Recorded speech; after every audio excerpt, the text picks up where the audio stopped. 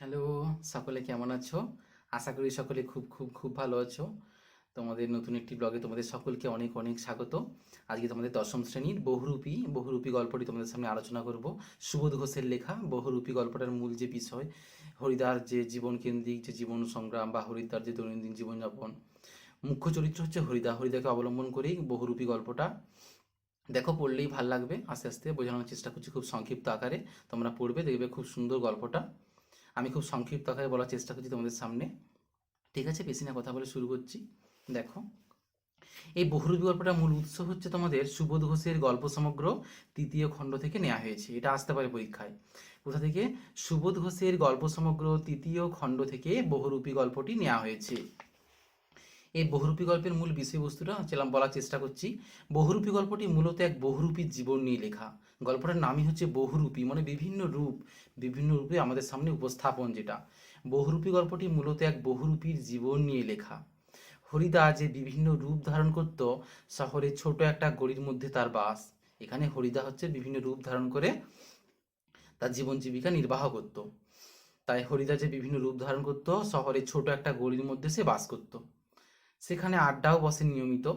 সেখানে বিভিন্ন নিয়ম প্রত্যেক দিন আড্ডা বসতো লেখকের বন্ধুদের নিয়ে। রোজগার চাকরি করতে যাওয়া হরিদার কোনোদিনই পোষাতো না। এই গল্পে আমরা দেখতে পাবো যে রোজগার যে কাজকর্ম বা দৈনন্দিন রুটিন মাফিক যে কাজ, সেটা হরিদার পছন্দ ছিল না। একঘেয়েমি কাজ কোনোদিন তার পোষাতো না। তাই সে তাই সে ছিল বহুরূপী সেজেই সে জীবন জীবিকা নির্বাহ করত। সে বিভিন্ন রূপ ধারণ করতো মাঝে মধ্যেই। কখনো পাগল সাজতো, কখনো বাউল, কখনো কাপালিক, বা কখনো বোচকা কাঁধে বুড়ো কাবুলিওয়ালা, কখনো বা পুলিশ। কি কি সাজতো ভালো করে একবার শুনে রাখো। কখনো সাজতো পাগল, কখনো বাউল, কখনো কাপলি, কখনো কাঁধে বোচকা একটা কাবুলিওয়ালা বা কখনো পুলিশ। এইসব সাজগুলো আমরা দেখতে পাবো। তার এইসব রূপ দেখে কখনো কি অনেকে তাকে কিছু পয়সাও দিত। তাই তার এরকম একটা রোজগার ছিল। তাই এরকমভাবেই তার একটা রোজগার ছিল, রোজগারের মাধ্যম ছিল, এবং তার ভালোও লাগতো। একটা ভালোবাসার জিনিস তার। তার এভাবে জীবন জীবিকা নির্বাহ হতো এবং তার শখও পূরণ হতো, এক কথায় আমরা বলতে পারি। পুলিশে এসে ঘুষও নিয়েছে। এই গল্পে আমরা দেখতে পাবো যে পুলিশে যে সে এতটাই বহুরূপী সাজতো, এমন সুন্দরভাবে সাজতো, তাকে কেউ চিনতে পারতো না। সে পুলিশে যে ঘুষ পর্যন্ত নিয়েছিল স্কুলের মাস্টারমশাইয়ের কাছ থেকে। তার মানে সে তার বহুরূপী সাজ কতটাই নিখুঁত ছিল। এবং তার এই বহুরূপীর বেশ দেখে লোকজন বিরক্তও হতো, কেউ আবার খুব আনন্দিত হতো, কেউ আবার বিস্মৃত হতো। এত সুন্দরভাবে তিনি সাজতেন।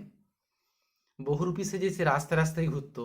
এইরকম ভাবে একদিন জলসাবুর কাছেও সে গিয়েছিল বেশ বড় রকম কিছু আদায় করতে। এই গল্পে দেখতে পাবো যে জলসাবু একটা কিপ্টে লোক, তার কাছে গিয়েছিল বেশ বড় কিছু আদায় করার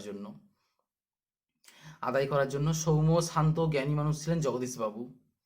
জগদীশবাবুর বাড়িতে তিনি হাজির হয়েছিলেন। এমনকি তার সাজ পোশাক উদাত্ত শান্ত উজ্জ্বল দৃষ্টি দেখে কেউ বুঝতেই পারেনি যে হরিদার বাড়িতে যখন গিয়েছিল, এবং হরিদার বন্ধুরাও সেখানে গিয়েছিল। এই গল্পে আমরা দেখতে পাবো।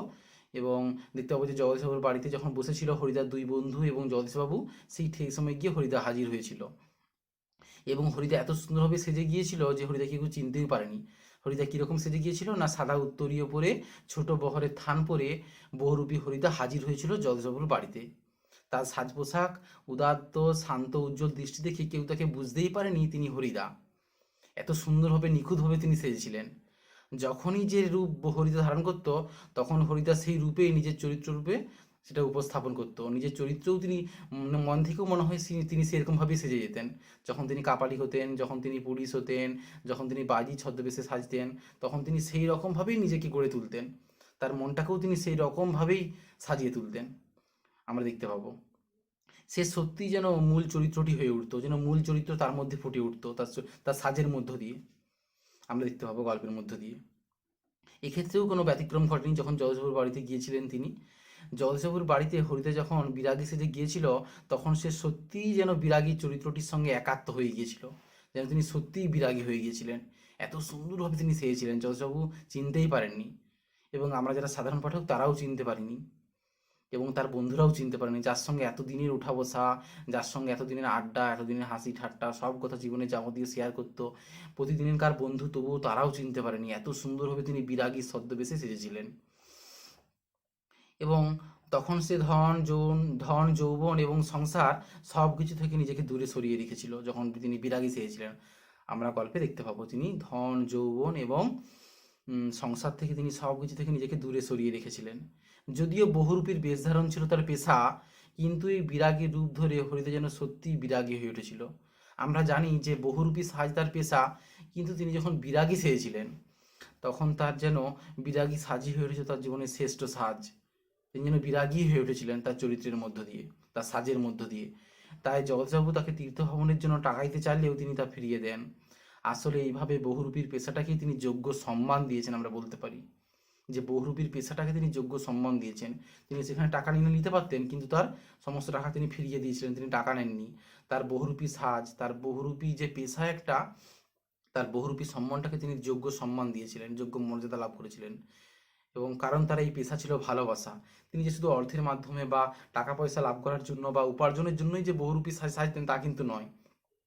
উপার্জনের মাধ্যম একটা ছিল ঠিকই, তিনি খুব একটা বেশি টাকাও নিতেন না, 2-4 টাকা পেতেন তিনি, তা দিয়ে তার সংসার চলে যেত কোনো রকমে। কোনোদিন হাঁড়িতে ভাত চাপতো, কোনোদিন জল ফুটিয়ে তার দিন চলে যেত। এভাবে তিনি কাটাতেন কষ্টের মধ্য দিয়েও, কিন্তু তার বহুরূপী সাজ ছিল একটা ভালোবাসার জিনিস। তিনি ইচ্ছে করলে অফিসে কোনো কাজ করতে পারতেন বা কোনো চাকরি করতে পারতেন, কিন্তু তিনি করেননি, কারণ তিনি বহুরূপী সাজের মধ্যে দিয়ে নিজেকে খুঁজে পেয়েছিলেন, নিজের ভালোবাসা তিনি গড়ে তুলেছিলেন। কারণ বহুরূপী সাজের মধ্যে দিয়ে তিনি নিজেকে ভালোবাসতেন, বহুরূপী সাজ তিনি একাত্মভাবেই পছন্দ করতেন, তিনি মন প্রাণ থেকে মেনে নিয়েছিলেন যে বহুরূপী সাজ হচ্ছে তার ভালোবাসা। আমরা গল্পের মধ্যে দেখতে পাবো। কিন্তু মনে করলেই জগদীশবাবুর কাছ থেকে টাকা নিতে পারতেন, কিন্তু তিনি টাকা নেননি, তিনি টাকা ফিরিয়ে দিয়েছিলেন। কারণ তার বৈরাগী সাজ বা বহুরূপী সাজ হলো তার ভালোবাসার সাজ। তাই তিনি টাকা না নিয়ে তিনি তার সম্মানটাকে, তিনি তার মর্যাদাটা খুব অক্ষুণ্ণ রেখেছিলেন, ক্ষুণ্ণ হতে দেননি। তাই এই গল্পের যে নামকরণ বহুরূপী, এটা কিন্তু সার্থক হয়েছে সুবোধ ঘোষের হাত ধরে। আমরা দেখতে তাই এই গল্পে আমরা দেখতে পেলাম যে বহুরূপীর জীবনে, হরিদার জীবনে যে নাটকীয় বৈচিত্র্য তা খুব সুন্দরভাবে সুবোধ ঘোষ ফুটিয়ে তুলেছিলেন বহুরূপী সাজের মধ্য দিয়ে। তাই গল্পের নামকরণ সত্যিই সার্থক হয়েছে। তোমরা পড়বে, দেখবে খুব ভালোভাবে বুঝতে পারবে বহুরূপী গল্পের যে আরও গল্পের ঘটনাটা আরও ডিটেলসে আছে, আমি খুব সংক্ষিপ্ত আকারে বলার চেষ্টা করলাম। তোমরা আরও ভালোভাবে পড়বে, তবে বুঝতে পারবে। দেখবে বহুরূপী হরিদা বাস স্ট্যান্ডে গিয়েছিল, কখনো কখনো বা বাজারে, কখনো দোকানে, কখনো গৃহস্থের বাড়িতে তিনি বিভিন্ন ভূমিকা, বিভিন্ন চরিত্রে অভিনয় করেছেন এবং তিনি রোজগারও করেছেন খুব অল্প হলেও সামান্য। এবং তার পেশাটাকে তিনি ভালোবেসেছিলেন, ভালোবেসেই তিনি তার সাজতেন, বিভিন্ন সাজে নিজেকে সাজিয়ে তুলতেন, নিজেকে একাত্ম করে তুলতেন। আমরা গল্পের প্রতিটি ছত্রে প্রতিটি ঘটনা দেখতে পাবো। এই গল্পে হরিদা যে বিরাগী সেজেছিল যখন, সেই বিরাগী চরিত্রের মধ্য দিয়ে কিন্তু খুব একটা যথেষ্ট তাৎপর্য আছে বিরাগী ছদ্মবেশের মধ্য দিয়ে, এবং আমাদেরকে একটা যথেষ্ট মেসেজ দিয়েছে সাধারণ পাঠকদেরকে এবং আমাদের এই সমাজ ব্যবস্থাকে, যে বিরাগী হলো, কারণ যারা বিরাগী হয় তাদের কোনো অর্থের প্রয়োজন হয় না, তাদের লোভ লালসা থেকে ত্যাগ করতে হয়, নিজেকে মুক্ত করতে হয়। কারণ যারা বিরাগী তাদের হচ্ছে জীবনে একটা ধর্ম থাকা উচিত, যে ত্যাগই হলো জীবনের ধর্ম। এটা তিনি তার বিরাগী ছদ্মবেশের মধ্যে ফুটিয়ে তুলেছিলেন তার চরিত্রের মধ্য দিয়ে।